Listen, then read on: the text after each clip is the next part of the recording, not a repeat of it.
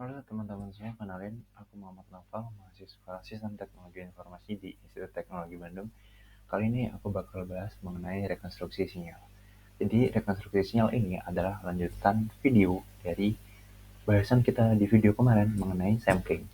Nah, jadi buat teman-teman yang belum nonton video sampling sebelumnya, aku harap tonton dulu biar bisa mengikuti video rekonstruksi ini dengan mudah.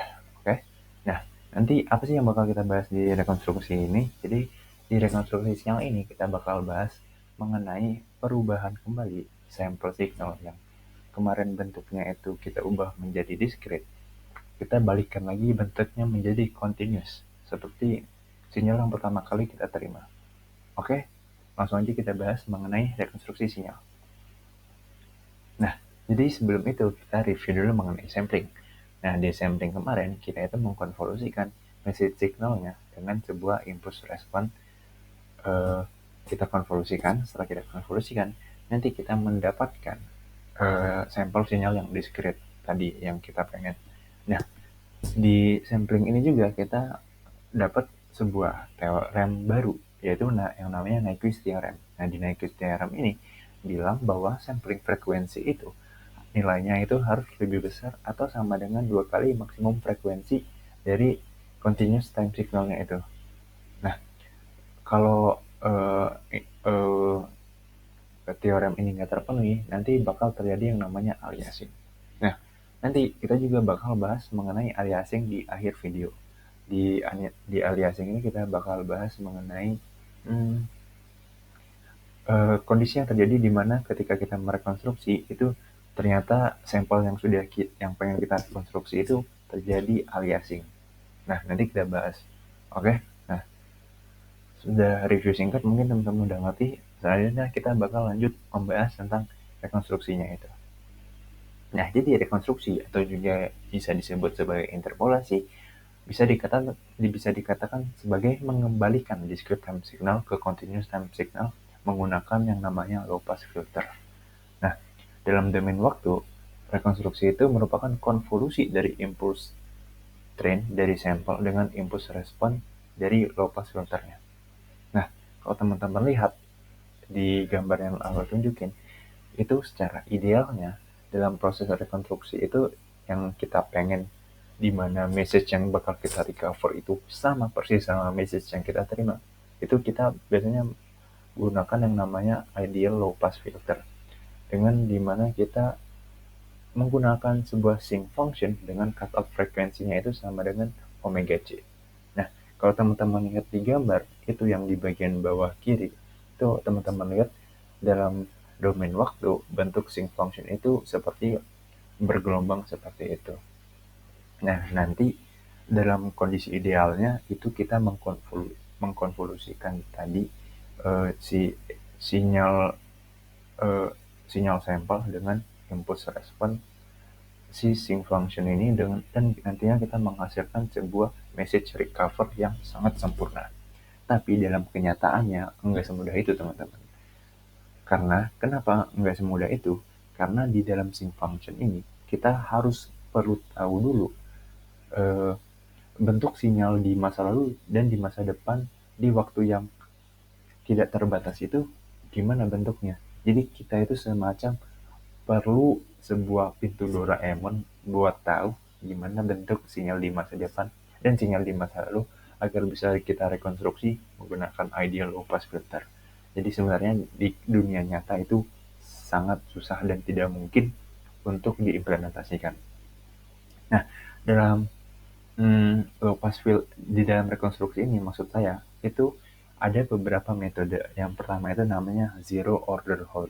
Nah, di zero order hold ini kita nanti akan mengkonvolusikan sebuah impulse train signal tadi dengan sebuah impulse respon yang berbentuk seperti rektangular. Nah, kalau teman-teman lihat di gambar zero order hold itu, teman-teman bisa lihat itu kita bakal mengkalikan impulse trainnya dengan sebuah kotak. Nah, di mana nanti bentuk akhirnya itu bakal seperti tangga. Kenapa seperti tangga? Secara prinsip dengan penjelasan yang lebih mudah dimengerti, itu dalam zero order hold kita itu seperti bukan mengalihkan, tapi kita menganggap bahwa nilai di antara sampel itu, kita anggap nilainya itu konstan, di mana kita seperti kalau dibuat contoh itu pada sampel N nilainya adalah X, dan di sampel N plus 1 nilainya Y. Nah, kekosongan di antara sampel yang nilainya X dan nilainya Y ini, kita bakal anggap nilainya itu bakal sama dengan sampel X itu sendiri. Maka nantinya bakal berbentuk seperti tangga. Oke, kebayang teman-teman? Nah, yang kedua itu ada yang namanya first order hold. First order hold ini kita mengkonvolusikan impulse train dari sampel tadi dengan sebuah bentuk segitiga dari impulse responnya, yang mana durasi dari rekonstruksi ini adalah 2 kali dari sampling periodnya. Nah, seperti teman-teman lihat di gambar, itu nanti secara bahasa sederhananya itu di dalam proses first order hold ini kita menghubungkan titik-titik dari sinyal N ke sinyal N plus 1. Tapi sebenarnya kalau di dunia nyata menggunakan first order hold ini akan menyebabkan yang namanya delay. Kenapa delay? Tadi kan kita tahu kalau di first order hold ini kita itu menghubungkan titik-titik dari sampel N ke sampel N plus 1. Nah, tapi kan kalau di dunia nyata, kita itu tidak bisa memperkirakan sampel N plus 1 itu nilainya berapa. Tadi misalkan sampel N itu nilainya X, dan sampel N plus 1 itu nilainya bisa memungkinkan di bawah X atau di atas X. Jadi kita tidak bisa memprediksi nilai N plus 1 itu berapa. Maka dari itu kita perlu yang namanya menunggu dulu atau kita delay dulu, biar kita bisa tahu nilai selanjutnya dan kita bisa mengisi kekosongan di antara sampel N dan sampel N plus 1. Nah, oke, cukupan teman-teman. Nah, mungkin kalau teman-teman lihat di sini mungkin dia bentuk rekonstruksinya itu kayak nggak sama persis gitu kan sama bentuk sinyal aslinya.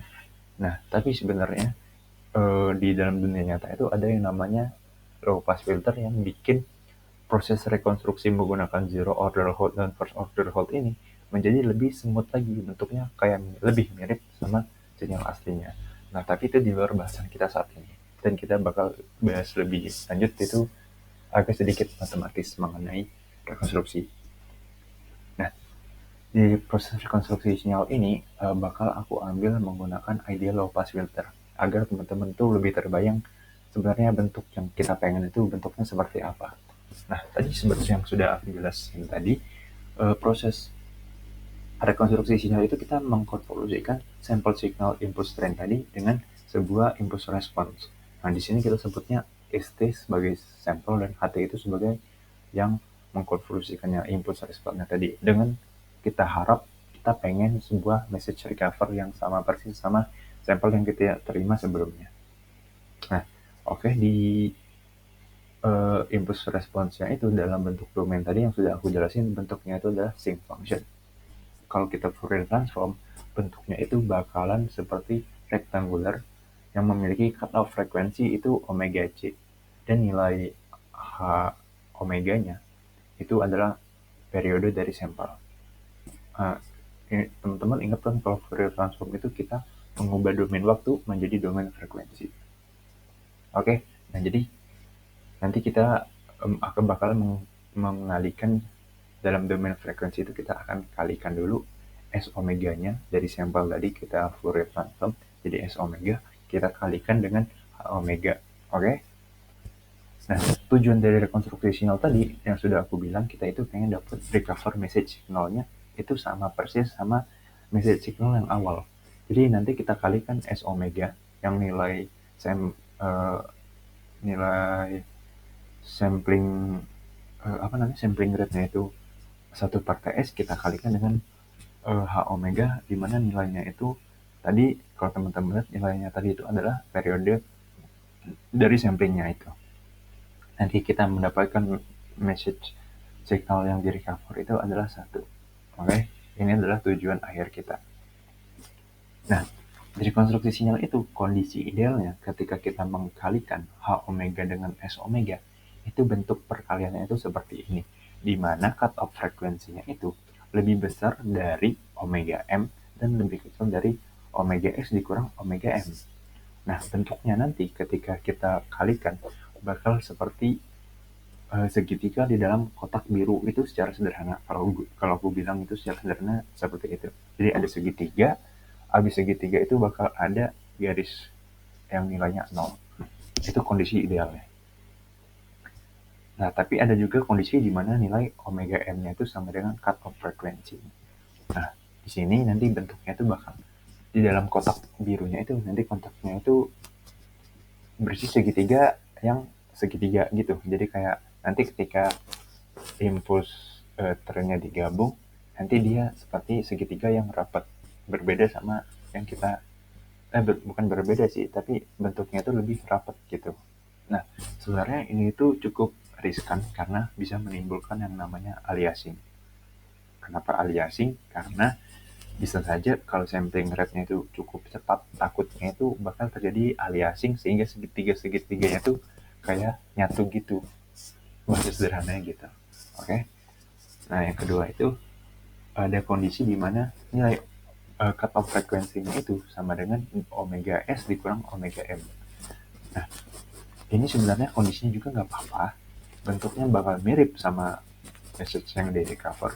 Cuma nanti dia bakal jarak antar segitiganya itu bakal kayak berjauhan seperti itu.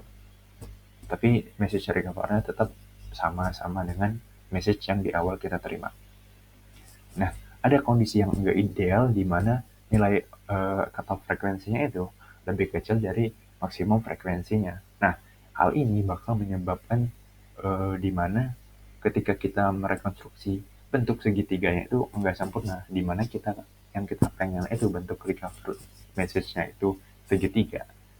Malah ketika kita rekonstruksi yang cutoff frekuensinya itu lebih kecil dari maksimum frekuensi, bentuk segitiga enggak sempurna karena terpotong seperti pada gambar yang bisa teman-teman lihat.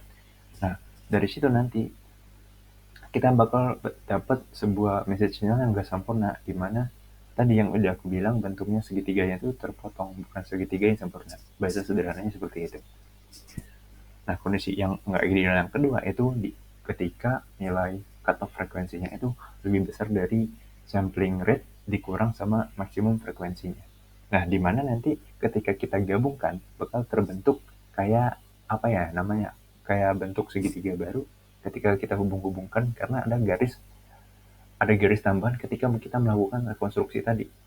Jika kita teman-teman bayangkan segitiga di dalam itu teman-teman kayak gabungkan untuk sampel-sampel selanjutnya, maka teman-teman kayak terbayangkan kalau bentuk barunya nanti gimana, bakal ada bentuk baru gitu dari message recover-nya, yang mana nanti message recover ini bentuknya berbeda jauh sama yang ada di sampel, bukan di sampel, maksudnya di original message-nya.